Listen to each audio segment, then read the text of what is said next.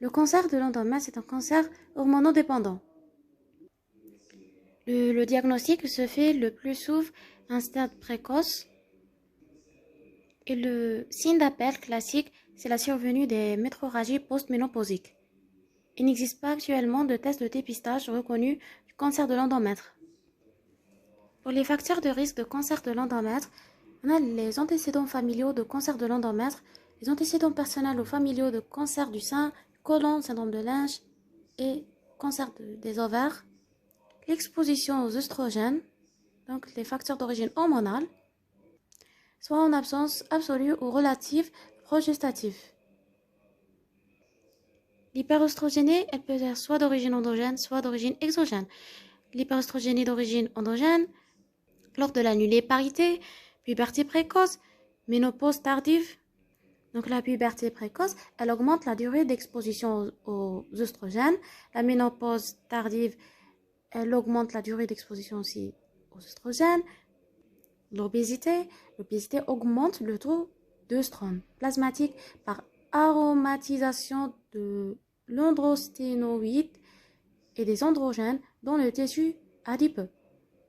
On a le syndrome des ovaires polykystiques et l'hyperoestrogénie d'origine exogène, soit lors d'un traitement hormonal de la ménopause, traitement suppositif hormonal, la ménopause, mal conduit, oestrogènes sans progestérone associé, sans association de progestérone.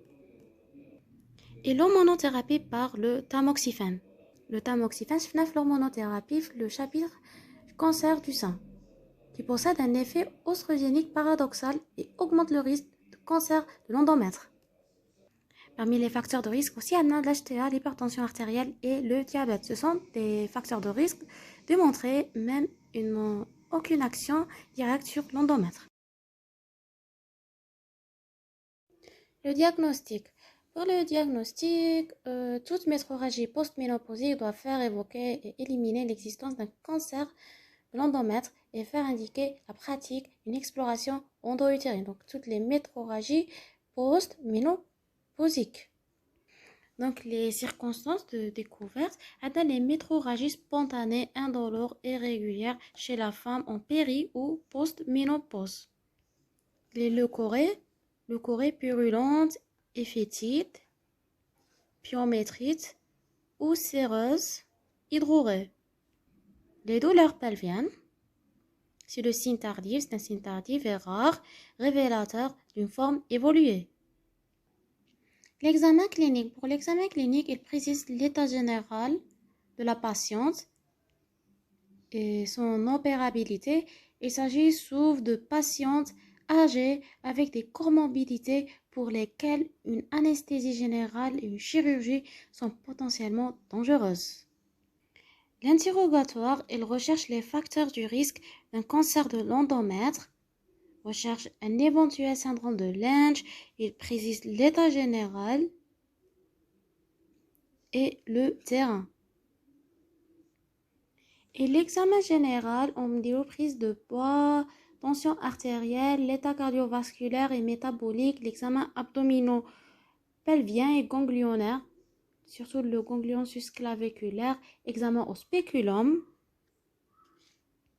à la recherche de l'extension de la tumeur au col de l'utérus ou le vagin, une biopsie au moindre doute.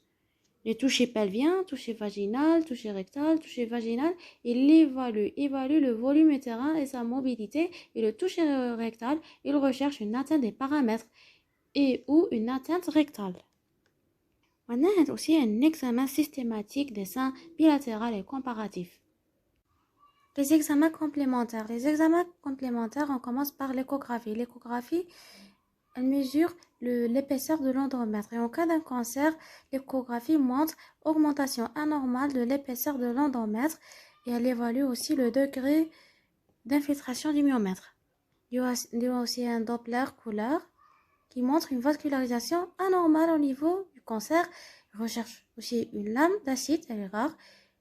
Il montre aussi l'aspect des ovaires pour savoir est-ce qu'il y a une extension extra-utérine. La biopsie. La biopsie de l'endomètre est indispensable car elle permet l'analyse histologique et le diagnostic de certitude de cancer de l'endomètre.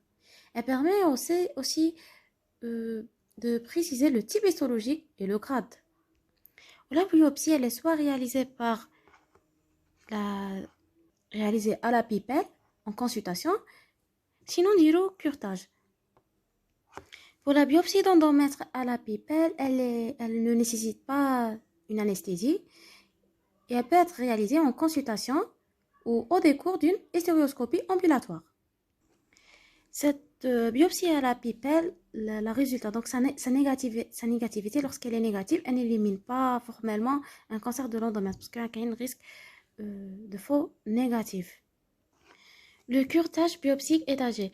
Le curetage biopsique étagé, il est réalisé à la curette au décours de l'hystéréoscopie.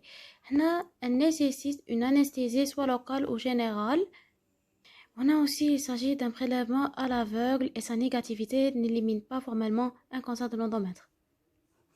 L'hystéréoscopie diagnostique. L'hystéréoscopie diagnostique, elle est systématique pour certains, d'autres ne la réalisent pas, que si le diagnostic de cancer n'a pas été réalisé par la biopsie d'endomètre. Elle permet de visualiser la cavité utérine et recherche une anomalie endométriale évocatrice. Donc, c'est une tumeur bourgeonnante irrégulière et hémorragique et elle ne nécessite pas d'anesthésie et sera complétée par biopsie d'endomètre. L'hystéréoscopie opératoire, elle permet de visualiser la cavité utérine et d'examiner l'endomètre, mais surtout de réaliser des biopsies dirigées et ou réalisation d'une ablation, résection de l'endomètre et permet son analyse histologique. Contrairement à l'hystéréoscopie diagnostique, il s'agit d'un geste chirurgical qui nécessite une anesthésie. Contrairement à l'hystéréoscopie diagnostique. L'hystéréoscopie diagnostique ne nécessite pas une anesthésie. Elle nécessite une anesthésie. L'hystéroscopie opératoire. Geste chirurgical. Regardez l'hystéroscope.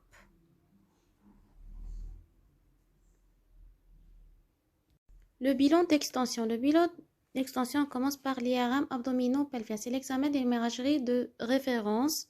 Il précise la profondeur de l'invasion myométriale. Elle recherche une atteinte vésicale, rectale, paramétriale, annexiale, carcinose, présence d'adénopathie iliaque ou lombo-aortique. Le TEP-TDM n'est pas systématique. Il est indiqué que pour les cancers à haut risque, les tumeurs de stade 3 et ou en cas d'atteinte ganglionnaire ou de stade 4. Le scanner thoraco-abdominopelvien ne fait pas partie du bilan d'extension sauf en cas de contre-indication à l'IRM ou en cas de cancer à haut risque. Et le dosage du CA 125 et de tous les autres marqueurs tumoraux ne fait pas partie du bilan d'extension systématique mais peut être discuté en cas de suspicion d'extension régionale stade 3 et ou atteinte ganglionnaire ou plus d'atteinte ovarienne ou de type 2 histologique. La classification des cancers de l'endomètre a 4 stades. Le stade 1, c'est la tumeur limitée au corps utérin. Pas de métastase, pas d'envahissement ganglionnaire. Le 1, le 1A et le 1B. Le 1A, on a un envahissement de moins de 50% de l'épaisseur du myomètre. Le 1B, invasion plus de 50% de l'épaisseur du myomètre, mais reste limité à l'utérus. Et pour le traitement du cancer de l'endomètre, il repose principalement sur l'association de la chirurgie et de la radiothérapie. Donc pour le traitement cancer du stade 1, si le risque il est bas, une hystérectomie totale plus annexectomie bilatérale. Hystérectomie totale plus annexectomie bilatérale. Pas de traitement complémentaire. Sauf une curithérapie ou la curithérapie en cas d'envahissement myométrial. Pour les risques intermédiaires, il y a une hystérectomie totale plus annexectomie bilatérale plus ou moins ganglion pelvien sentinelle et curithérapie post-opératoire. Puis quand le risque est élevé, on a une hystérectomie totale plus annexectomie bilatérale, une lymphadénectomie lombo-aortique, radiothérapie externe, plus ou moins une curithérapie post-opératoire. Le stade 2. Le stade 2 a une atteinte du col, du stroma cervical. Donc, extension vers le col. Pas d'atteinte extra-utérine, pas d'envahissement ganglionnaire et pas de métastase. Pour le traitement, le stade 2, hystérectomie totale, plus ou moins élargie, plus annexectomie bilatérale.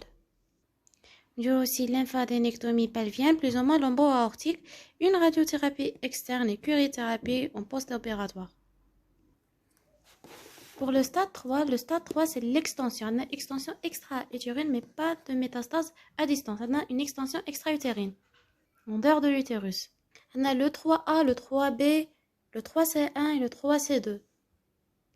Pour le 3A, on a atteinte de la séreuse. Atteinte de la séreuse utérine et ou atteinte des annexes. Et pas d'envahissement ganglionnaire. Pour le 3B, on a atteinte vaginale et ou atteinte des paramètres. Donc, soit atteinte du vagin ou atteinte des paramètres ou les deux. Vagin et paramètres. Pas d'envahissement ganglionnaire. Le 3C1 a un envahissement ganglionnaire, mais pas d'envahissement du ganglion para-aortique. Le 3C2 a un envahissement du ganglion para-aortique. Pour le traitement, on commence par le traitement du 3A. Le 3A, c'est l'atteinte soit de la séreuse, soit des annexes ou les deux. Séreuse et annexe. Extension vers la séreuse et les annexes. Alors, le 3A, hystérectomie totale, plus annexectomie bilatérale. Lymphadenectomie pelvienne et lombo-aortique. Amontectomie infracolique. Cytologie péritoniale, plus ou moins curithérapie, plus ou moins chimiothérapie adjuvante séquentielle. Maintenant pour le traitement du 3B. Le 3B, c'est une atteinte vaginale ou des paramètres ou les deux. Atteinte vaginale et des paramètres. Pas d'atteinte ganglionnaire. Donc là, une radiothérapie exclusive. Une radiothérapie externe, une curithérapie post-opératoire. Plus ou moins de lymphadenectomie lombo-aortique initiale. Chimiothérapie concomitante à la radiothérapie, plus ou moins une chirurgie de clôture. Le traitement du 3C. Le 3C, c'est l'envahissement ganglionnaire. Le 3C, un envahissement ganglionnaire, mais pas d'atteinte para-aortique, ganglion para-aortique. Le C2 a un envahissement du ganglion para-aortique. Envahissement des ganglions para-aortiques. Alors, le traitement du 3C, hystérectomie totale, annexectomie bilatérale, lymphadenectomie pelvienne et lombo-aortique, une radiothérapie externe, curithérapie post-opératoire, plus ou moins chimiothérapie adjuvante séquentielle. Le stade 4, le dernier stade, c'est le stade où on a une atteinte de la muqueuse vésicale, de la vessie et ou rectale, atteinte ganglio-inguinale et métastase à distance. On a le 4A et le 4B. Le 4A, on a atteinte de la muqueuse vésicale et ou rectale plus métastase. Le 4B, c'est atteinte à distance, donc métastase à distance, le 4B.